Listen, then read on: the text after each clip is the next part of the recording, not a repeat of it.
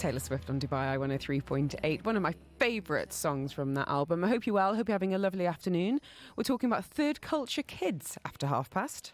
This is Eye on Education on Afternoons with Helen Farmer. With Royal Grammar School Guildford Dubai, sister school of RGS Guildford in the UK, educating the leaders of tomorrow since 1509.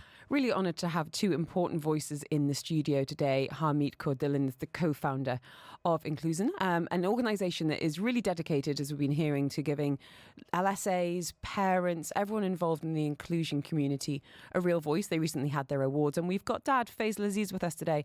His daughter Mina has faced massive adversity over her 11 years, but is now happily in school. And do you feel, Faisal, that she is included, which I know sounds like a big question, but when you think about socially, academically, how you're working with different therapists and schools and doctors, how included do you feel like Mina is?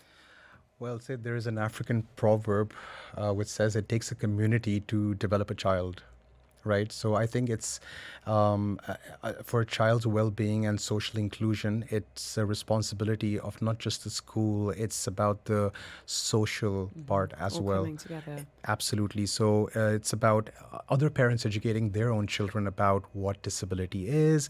It's okay that, to see a child in a wheelchair and just go up to her and just say hi and how's your day been going so far. And what's the worst thing a parent can do?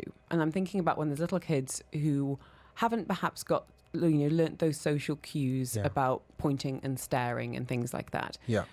So if should that happen, let's say, we bump into each other at the mall, and my little one is like, "Mummy, why is that girl in a wheelchair?" Yeah. What do you think is a helpful way of dealing with these situations that would make you and your daughter feel comfortable and is more enlightening to our children too? Yeah, I mean, see, if I think we need to just teach our children that if I see a child with a wheelchair and if she's in a wheelchair, that I would just tell my child, hey, that's such a beautiful wheelchair. Let's go and have a look. Let's go say hi to it, to her or him.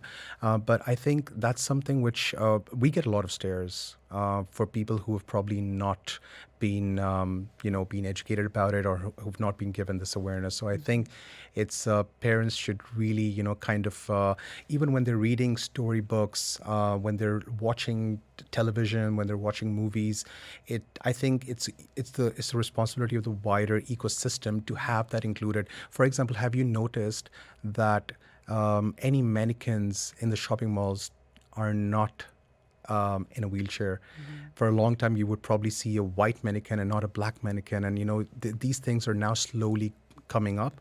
But when I lived in Australia, I could see that. I could really see that this is a whole, decades of, awareness and education. It's not an overnight thing. Well, can I ask you then, Harmeet, how do you think parents and educators can collaborate more effectively when we're thinking about promoting inclusion in the classroom and the wider society? What would you love to see more or indeed less of? Okay, so to be honest, Helen, I have seen phenomenal growth in inclusion in schools, in everywhere actually. Faisal was talking about educating children. So one of the, Inclusion does a lot of skill development in school, anything related to inclusion. And one of the things that we encourage the heads of inclusion, in fact, even the teachers to do, is to talk about, to specially focus on talking about disabilities, to talk about anything to do for the young learners to do. Mm-hmm. So Sesame Street actually has a little girl who is autistic. So I have myself shown those videos to the children in the school, and they are like, "What's that, miss?" And we have brought the topic up.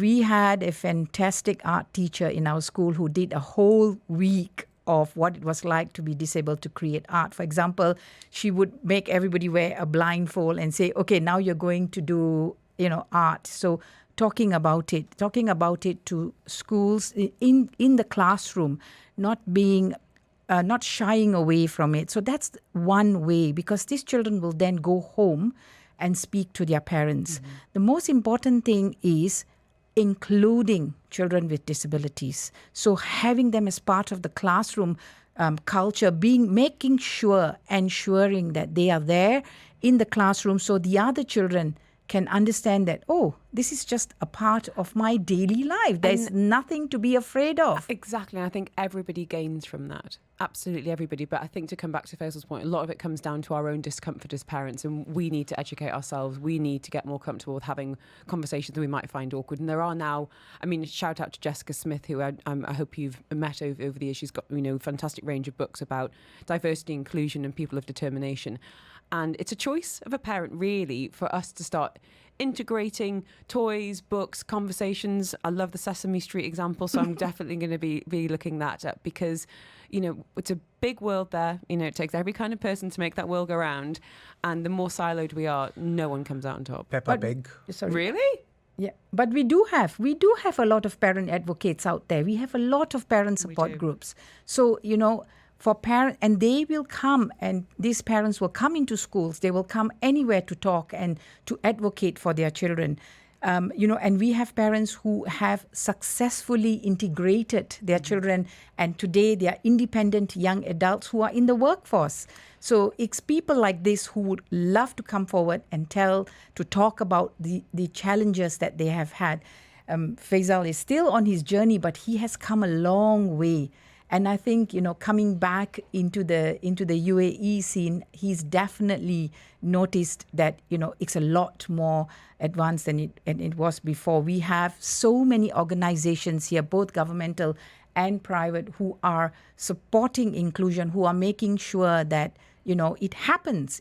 But the most important thing is that it must start from the foundation. So that's where inclusion plays a big part. We, as a company, we always tell the parent, we are creating the foundation for your child to be a part of the small little world called school, so that he can go into a big world, the real world itself, and be successful. Thank you both so much for joining the conversation today. Faisal, I think you're an incredible father. Absolute credit to your daughter there, and please give my best to your wife as well. I really think it does take parents like you to speak up, advocate for your children. And for anyone that wants details of inclusion, if people want to send me the word include, I'd be very, very happy to share those details.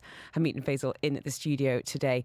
It's Afternoons with me, Helen Farmer. And as I said, if you want details of our guests, just drop me a little message on 4001. Your ARN News. Good afternoon, I'm Andrew Hosey.